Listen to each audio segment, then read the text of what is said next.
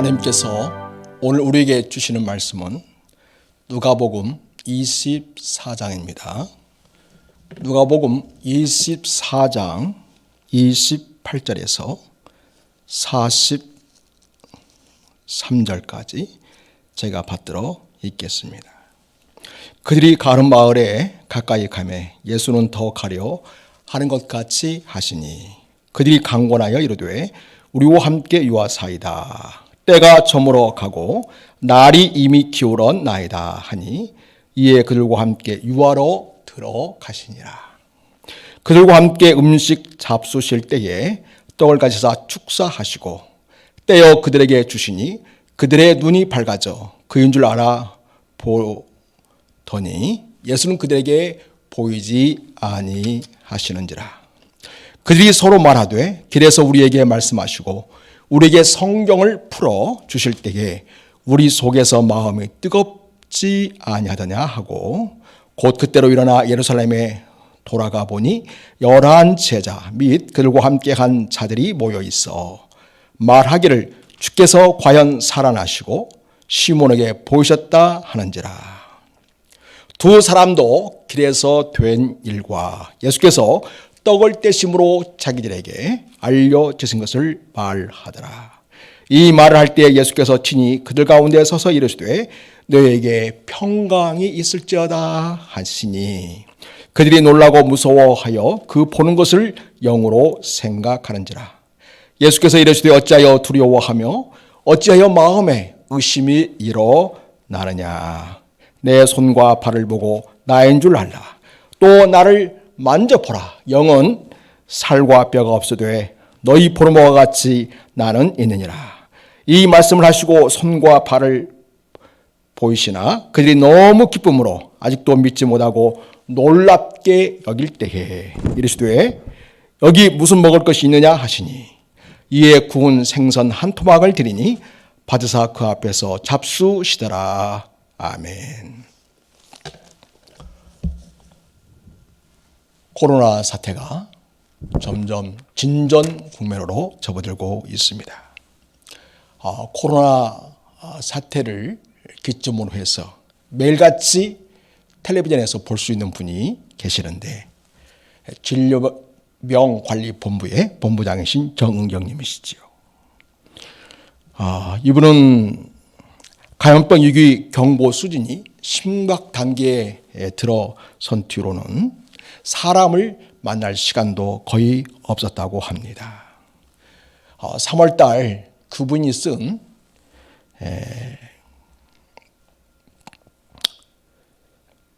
업무 추진비는 고작 58,800원이었습니다. 그것도 민간 전문가들과 코로나 방역 방안을 논의하면서 커피숍에서 쓴 것이 전부라고 합니다.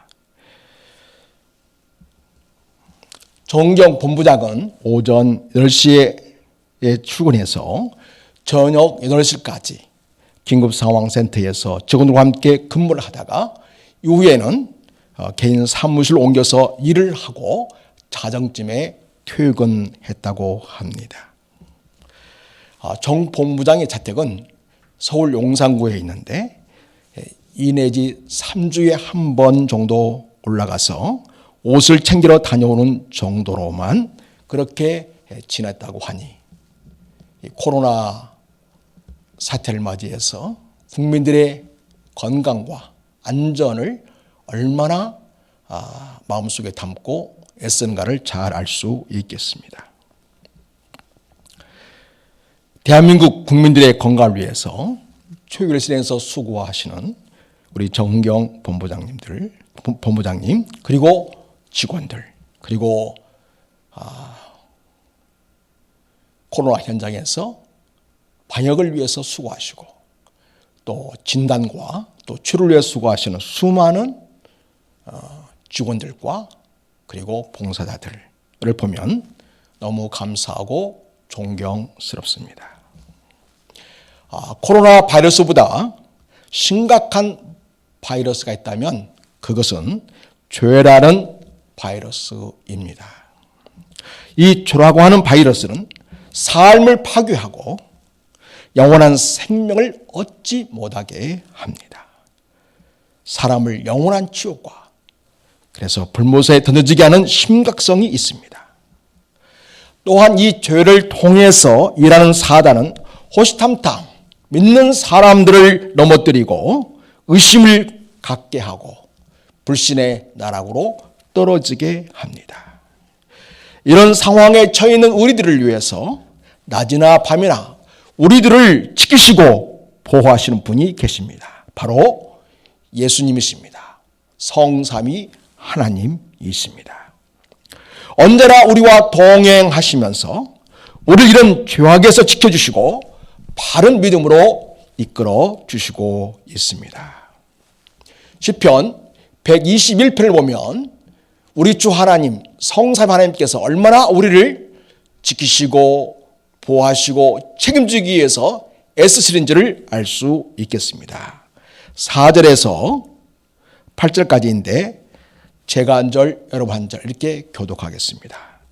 이스라엘을 지키시는 이는 졸지도 아니하시고 주무시지도 아니하시리로다. 여호와는 너를 지키시는 이시라. 여호와께서 내 오른쪽에서 내 그늘이 되시나니 낮의 해가 너를 상하게 하지 아니하며 밤의 달도 너를 해치지 아니하리로다. 여호와께서 너를 지켜 모든 환난을 면하게 하시며 또 내 영혼을 지키시리로다. 같이 여호와께서 너의 출입을 지금부터 영원까지 지키시리로다. 아멘.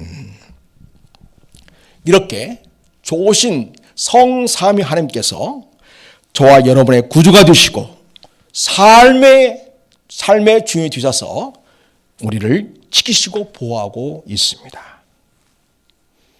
주무시도 않고 졸지도 않으시면서 언제나 우리에게 관심을 갖고 우리와 동행해 주시는 하나님의 모습을 보게 됩니다. 예수님은 우리를 위해서 죄를 대신 짊어져 주시고 십자가에서 죽으셨습니다. 그러나 예수님은 이 죄와 사망의 권세를 이기시고 부활하셨습니다. 예수님은 부활하신 이 주님을 아직도 믿지 못한 채 연약함에 쌓여있는 제자들을 위해서 열일을 하셨습니다.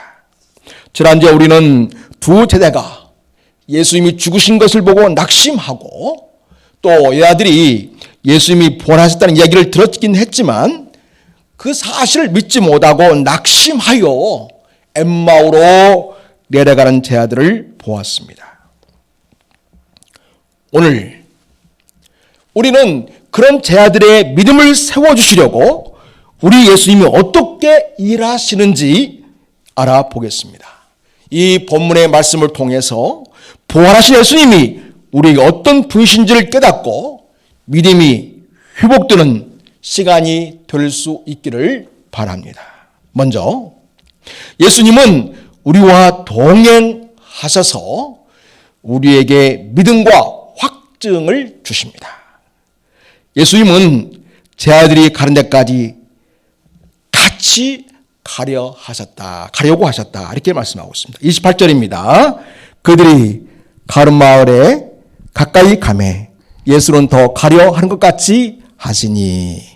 이와 같이 주님은 제자들이 가는 데까지 가시면서 또 더 얼마든지 가시려는 그런 자세로 제자들과 동행해 주신 것을 볼 수 있습니다.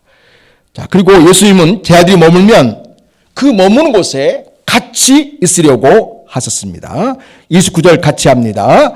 그들이 강권하여 이르되 우리와 함께 유하사이다. 때가 저물어가고 날이 이미 기울었나이다 하니 이에 그들과 함께 유하로 들어가시니라. 아멘. 또한 예수님은 제자들과 음식을 함께 잡수시며 제자들과 동행해 주셨습니다. 자, 30절 상반절 읽습니다.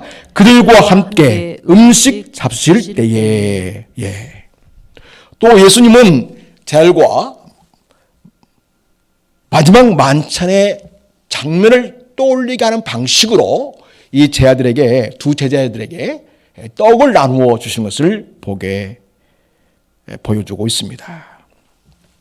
당신이 우리를 위한 생명의 떡이신 몸으로서 십자가에 내어 주셨던 바로 그분이심을 알게 하셨습니다. 30절 하반절 읽습니다. 시작. 떡을 가지사 축사하시고 떼어 그들에게 주시니. 예수님은 이렇게 하시기까지 주제들과 함께 하신 것은 제자들을 믿음에서 보호하시고 지키셔서 주님에 대한 온전한 부활 신앙으로 세워지기를 원하셨기 때문입니다. 이렇게 언제나 우리와 함께 하시며 우리를 도우시는 바로 하나님이시고 예수님이십니다. 시편 139편 7절에서 18절까지 말씀을 교독을 합니다. 7절 내가 주의 영을 떠나 어디로 가며 주의 앞에서 어디로 피하리까? 내가 하늘에 올라갈지라도 거기 계시며 소홀에 내 차를 펼지라도 거기 계시니이다. 내가 새벽 날개를 치며 바다 끝에 가서 거주할지라도 거기서도 주의 손이 나를 인도하시며 주의 오른손이 나를 붙드시리이다. 내가 혹시 말하기를 흑암이 반드시 나를 덮고 나를 두름 비춘 밤이 되리라 할지라도 주에게서는 흑암이 숨기지 못하며 밤이 낮과 같이 비추이나니 주에게는 흑암과 빛이 같음이니이다. 주께서 내 내장을 지으시며 나의 모태에서 나를 지으셨나이다. 내가 주께 감사함은 나를 지으심이 심히 기묘하심이라. 주께서 하시는 일이 기이함을 내 영혼이 잘 아나이다. 내가 은밀한 데서 지음을 받고 땅의 깊은 곳에서 기이하게 지음을 받은 때에 나의 형체가 주의 앞에 숨겨지지 못하였나이다. 내 형질이 이루어지기 전에 주의 눈이 보셨으며 나를 위하여 정한 날이 하루도 되기 전에 주의 책에 다 기록이 되었나이다. 하나님이여 주의 생각이 내가 어찌 그리 보배로우신지요 그 수가 어찌 그리 많은지요. 내가 세려고 할지라도 그 수가 모래보다 많도소이다. 내가 깰 때에는 여전히 주와 함께 있나이다. 아멘. 그렇습니다. 성삼위 하나님 그리고 부활하신 하나님은 저와 여러분의 연약한 믿음을 확신과 담대함을 가진 믿음으로 세워가시는 분이십니다. 그렇게 하시기 위해서 우리 하나님께서는 나와 동행하시며 나를 붙드시며 나를 지키시며 나에 대한 생각이 많은 분이시라고 말씀해 주시고 있습니다.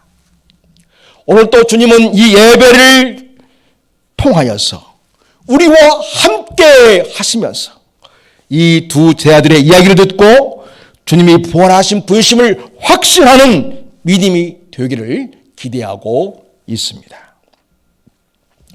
예수님은 우리가 눈으로 보는 것 이상으로 말씀을 통해 믿음을 갖기를 원하십니다.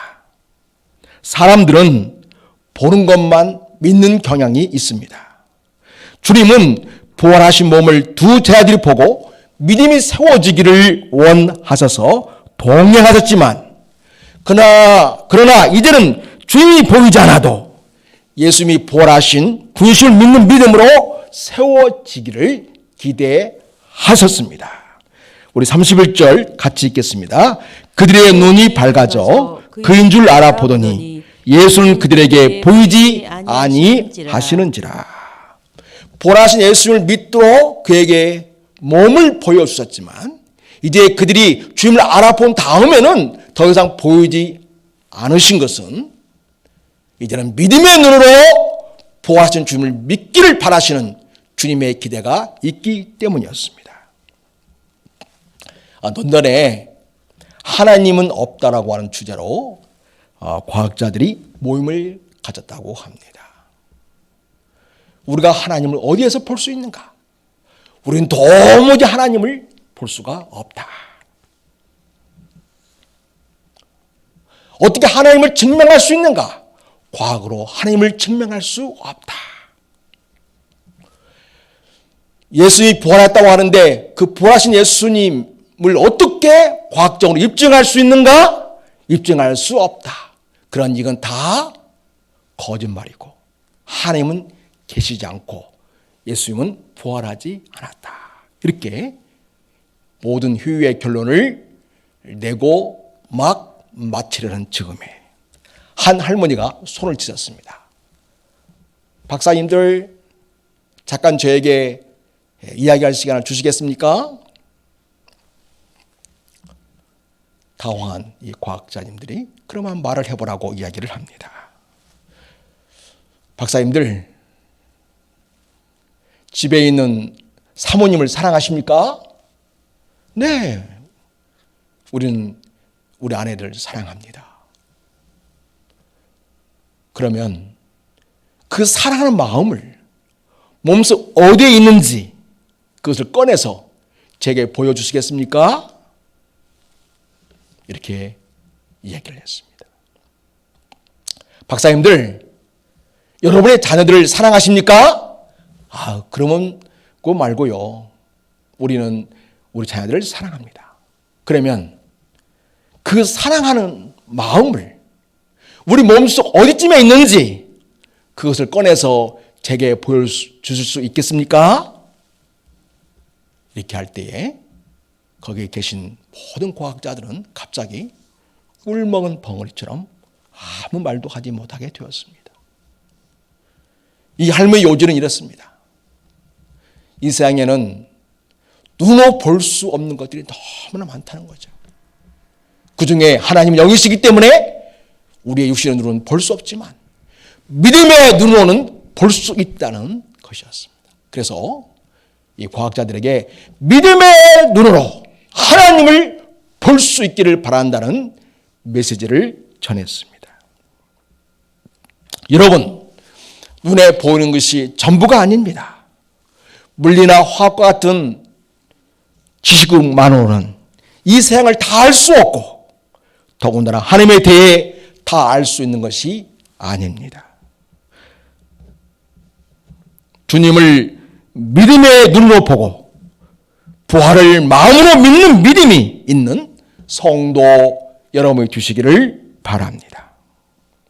그러면 우리는 무엇을 보고 부활의 믿음을 확실하게 가질 수 있을까요?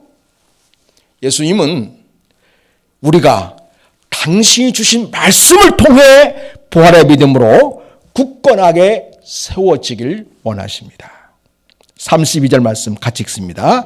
그들이 서로 말하되 그래서 우리에게 말씀하시고 우리에게 성경을 풀어줄 때에 우리 속에서 마음이 뜨겁지 아니하더냐 하고. 아멘. 주님에 대해서 의심이 생길 때 오히려 무엇을 보라고요? 하나님의 말씀, 성경 말씀을 보라고 하십니다.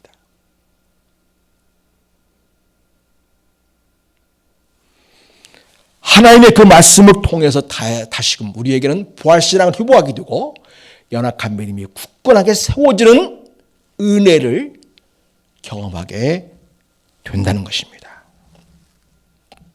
여러분 혹시 배너라는 영화를 보셨습니까?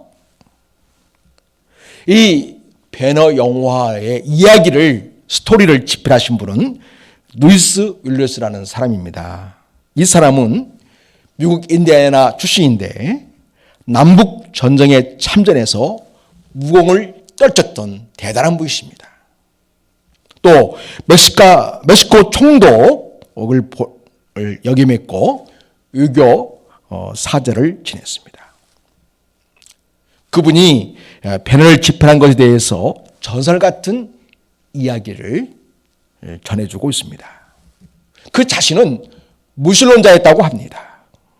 성경 내용은 철저히 믿지 못할 것이다. 이렇게 생각했답니다.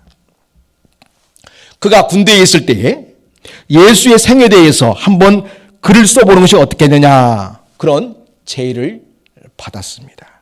그는 언론가의 입장에서 역사가의 시각으로 과학자의 안목으로 객관적으로 예수님에 대해서 파헤칠 생각이었습니다. 그리고 예수님은 허상이다, 부활은 거짓이다, 이런 결론을 낼 작정으로 그렇게 집회를 시작하게 된 것입니다. 이분이 그 예수님이 그 배경을 알아야만 글을 쓸 수 있기 때문에 그래서 성경을 읽기 시작했습니다. 그는 자기가 반박의 자료로 사용하기 위해서 성경 말씀을 읽다가 그 성경 말씀에 깊은 감화를 받게 되었습니다. 그리고 그 말씀을 통해서 인격적으로 예수님을 만나게 되었습니다. 그리고 멋진 배련한 작품의 스토리를 완성할 수 있었습니다. 이 얼마나 놀라운 일입니까? 이와 같이 불신자라 할지라도, 아니 의도적으로 예수님의 부활은 거짓이다라는 것을 입증하기 위해서 글을 쓸 목적으로 성경을 보았을 때라도 하나님은 그 말씀을 통해서 그의 마음을 움직이셨고 마침내 뉴실리스는 부활하신 예수님을 인격적으로 만나고 예수님께 대하여 나의 주, 나의 구원자, 나의 하나님이라고 정중하게 무릎을 꿇고 신앙을 고백했습니다. 이와 같이 주님에 대한 회의적이고 또 확신이 없을 때일수록 우리는 주님께서 남겨주신 또 주님에 대한 기사가 쓰여있는 이 성경 말씀, 또 주님이 주신 이 신약 성경 말씀 읽을 때에 우리는 확신이 생기게 되고 더욱 분명한 믿음을 소유한 자로 세워줄 수 있습니다. 우리는 부활하신 예수님에 대해 성경을 읽고 묵상할 때 확실한 근거가 있는 부활의 믿음으로 세워지게 됩니다. 말씀을 읽고 묵상할 때에 성령 하나님이 내 마음에 깨달음을 주시고 확신을 주시고 믿음을 주십니다. 예수님의 부활이 믿어질 뿐만 아니라 날마다 부활의 신앙으로 살아가게 됩니다. 예수님은 우리들이 부활하신 주님에 대한 믿음과 고백으로 부활하신 주님을 믿는 자들로 세워지기를 원하십니다. 부활하신 주님에 대한 신앙을 우리가 서로 고백해 나갈 때에 서로에게 믿음을 북돋아주고 더욱 확신을 갖게 하고 더욱 담대한 믿음으로 세워지게 됩니다. 오늘 본문의 33절에서 35절까지 읽겠습니다. 곧 그때로 일어나 예루살렘에 돌아가 보니 열한 제자 및 그들과 함께한 자들이 모여 있어 말하기를 주께서 과연 살아나시고 시몬에게 보이셨다 하는지라. 두 사람도 길에서 된 일과 예수께서 떡을 떼심으로 자기들에게 알려주신 것을 말하더라. 엠마오로 가던 두 제자는 자기들에게 예수님 함께 하셨다는 사실을 깨닫고 가던 길을 돌아서서 다시 예루살렘으로 올라가기 시작했습니다. 마침내 주님의 11 제자가 있는 예루살렘에 있는 마가 다락방으로 갔습니다. 제자들은 부활하신 주님에 대한 이야기를 서로 나눔으로써 서로에게 부활하신 주님에 대한 믿음으로 굳건하게 세워져 갔습니다. 우리도 말씀 묵상에 대한 은혜를 나눌 때에 우리가 서로의 믿음을 세우게 하고 주님에 대한 확신을 더 갖게 됩니다. 여러분, 이런 일은 맨 처음에 비록 작게 시작하지만 그 시작이 참 중요합니다. 나중에는 더 크게 놀라운 은혜를 경험하는 그런 일들을 경험하게 됩니다. 우리 교회 카톡방에 제가 말씀 묵상을 매일매일 올려놓고 있습니다. 여러분이 그 말씀을 묵상하고 한 말씩만이라도 그 말씀을 통한 은혜와 감동과 느낌을 적어서 여러분이 내 신앙을 고백할 때 우리는 서로에게 믿음을 세워주고 격려가 되고 위로가 되고 힘이 됩니다. 그래서 우리 주님에 대한 확신을 더 가질 수 있게 됩니다. 또한 예수님은 우리가 의심을 넘어서 믿음 있는 자로 부활신앙 있는 자로 계속 자라가기를 기대하고 계십니다. 예수님은 11 제자가 있는 마가의 다락방에 나타나셨습니다. 예수님은 당신이 부활하신 몸을 가지신 분이라고 하는 것을 제자들에게 확인시켜 주셨습니다. 자, 그제 그들에게 갑자기 나타나시게 된 거죠. 문을 똑똑똑 열어달라고 해서 들어가신 게 아닙니다. 그냥 방 안으로 쑥 들어오신 것입니다. 36절, 37절을 읽겠습니다. 시작. 이 말을 할 때에 예수께서 친히 그들 가운데 서서 이르시되 너희에게 평강이 있을지어다 하시니 그들이 놀라고 무서워하여 그 보는 것을 영으로 생각하는지라. 예수님이 갑자기 다락방에 들어오시니까 제 아들이 놀라고 무서워했다고 이야기합니다. 심지어는 그 보는 것을 영으로 생각했다. 귀신처럼 여겼다는 것이죠. 그들에게 주님께서는 너에게 평강이 있을지어다 하시면서 그들이 부활하신 주님에 대한 온전한 믿음을 갖게 되기를 기대하셨습니다. 이 모습을 보면 아직도 제 아들은 부활하신 주님에 대한 믿음이 부족한 것임을 보여주고 있습니다. 두려워하고 마음에 의심이 있었습니다. 그들의 모습을 보면 어쩌면 우리들의 부족한 모습과 너무 닮아 있다는 것을 알 수 있겠습니다. 사실 우리의 믿음도 참 부족하지요. 그렇게 말씀을 들었건만 여전히 놀라고 두려워하고 의심하는 연약한 모습을 봅니다. 이 모습을 보이는 제 아들에게 주님께서 가셔서 그들에게 확신과 담대함의 부활 신앙으로 세우시고 있는 것처럼 주님은 오늘 또 우리에게 다가오셔서 우리의 연약함, 이 믿음을 세우시기를 원하십니다. 놀라고 두려워하고 아직도 의심이 있는 연약한 우리의 믿음을 굳건하고 확신이 있고 분명한 신앙 고백이 있는 신앙으로 세우시기를 원하십니다. 38절에 예수께서 이르시되 어찌하여 두려워하며 어찌하여 마음에 의심이 일어나느냐.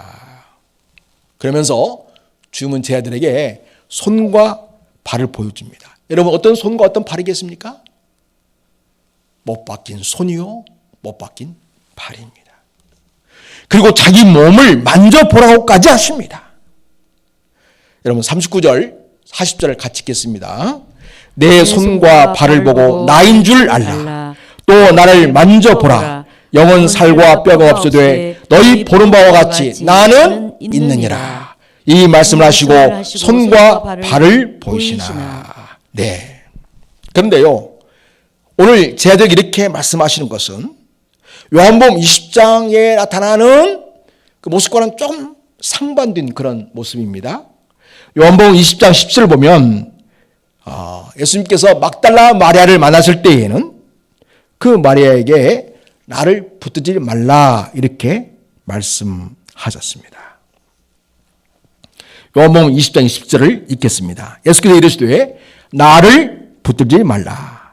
내가 아직 아버지께로 올라가지 아니하였노라. 너는 내 형제들에게 가서 이르되 내가 내 아버지 곧 너희 아버지 내 하나님 곧 너희 하나님께로 올라간다 하라 하시니. 자, 막달라 마리아는 예수님이 너무 반가운 나머지 예수님을 붙들고 싶어 했던 것이죠. 그러나 예수님께서는 아직 내가 아버지께로 가지 않았다. 이 부활의 그 영광의 이 몸을 아버지께 먼저 보여드려야 하지 않겠냐. 이런 의도에서 부르지 말라고 말씀하신 것입니다. 신혼여행을 다녀온 신랑과 신부들은 여행 다녀온 다음에 가장 먼저 누구를 만납니까? 우리 혼례 전통에 가면 시부모님과 그 다음에 친정 부모님을 만나게 되죠. 부모님께 먼저 무사히 여행을 잘 다녀왔음을 이렇게 보여드리고, 그리고 새로운 부부로서 새 출발한다는 것을 이제 확인시켜 드리는 것을 우리는 전통의 혼례를 통해서 우리는 알 수 있겠습니다. 마치 그와 같이 주님께서는 보라시 새 몸, 부활체인 이 새 몸으로 하나님께 보여드리기를 원했습니다. 그래서 마리아에게는 나를 부르지 말라 이렇게 하신 것이고요. 그러나 여기 이 장면, 오늘 여기 11 제자와 그리고 의심했던 두 제자, 엠마오로 가는 두 제자, 그리고 다른 성도들까지 함께 이 다락방에 있는 가운데서는 우리 주님께서 나를 만져보라고까지 하십니다. 그것은 의심하지 말고 예수님이 보라신 몸이라는 사실을 너희가 확인해 보고 믿으라고까지 이야기하신 것입니다. 뿐만 아니라 음식을 잡숴주심으로써 예수님은 영이 아니라 몸을 가신 분이시고 부활하신 몸으로 살아나셨음을 확실하게 보여주시려고 하고 있습니다. 이만큼 부활하신 예수님에 대해 의심의 여지 없이 확실한 믿음을 갖는 것이 중요하다는 것을 주님께서는 보여주시고 있습니다. 자, 41절에서 43절까지 같이 읽겠습니다. 그들이 너무 기쁨으로 아직도 믿지 못하고 놀랍게 여길 때에 이르시되 여기 무슨 먹을 것이 있느냐 하시니 이에 구운 생선 한 토막을 드리니 받으사 그 앞에서 잡수시더라. 여러분, 보는 것으로 아직도 의심하고 있습니까? 이제는 더 이상 의심하지 마십시오. 믿음의 눈으로 보고 부활하신 예수님을 믿으십시오. 확신하십시오. 이 시간 성령님께서 여러분의 마음을 감동하시고 뜨겁게 하셔서 부활하신 예수님을 믿는 믿음이 있기를 바랍니다. 부활하신 예수님이 함께 하신다는 사실을 믿고 부활의 실을 갖게 되면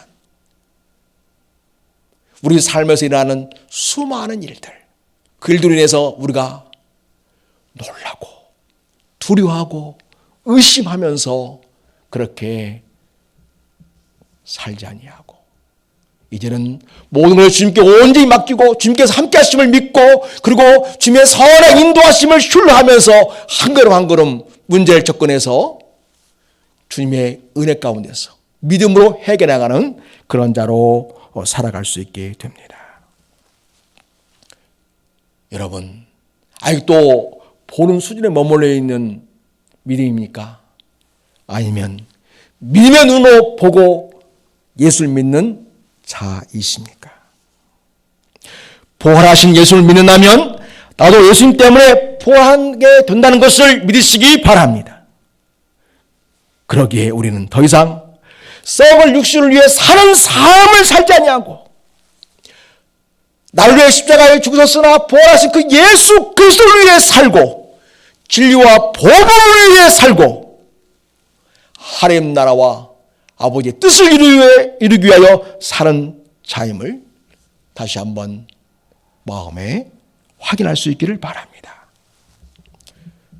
예수님은 부활하셨습니다. 우리의 삶도 그 예수를 믿는 믿음으로 부활했습니다. 그러므로 우리는 세상의 썩을 육신을 위해 살지 않고 그리스도와 영혼을 위한 삶을 살아내고 복음을 위해 하나님 나라를 위해 이 땅에서 살아가는 자들입니다. 그런 부활의 믿음으로 날마다 일어서고 승리하시기를 예수님의 이름으로 축원하고 축복합니다. 기도하겠습니다. 하나님 아버지, 예수님이 부활하셨음을 믿습니다. 더 이상 예수님이 부활했는지에 대해서 의심을 가지고 엠마오 내려가는 두 제자와 같지 아니합니다. 이제는 믿음으로 부활하신 주님을 보고 믿음으로 주님에 대한 확신을 가지고 부활하신 주님을 신뢰하며 살아가겠습니다. 부활의 신앙으로 내게 주어진 모든 삶의 자리에서 내게 일하는 모든 일들에 대하여 부활의 신앙으로, 그리고 영원토록 살아계셔서 하늘 보좌에 계시며 성령을 통하여 우리와 함께 하시는, 임재하시는 우리 주님을 믿고 의지하고 우리 주님이 동행하심을 확신하면서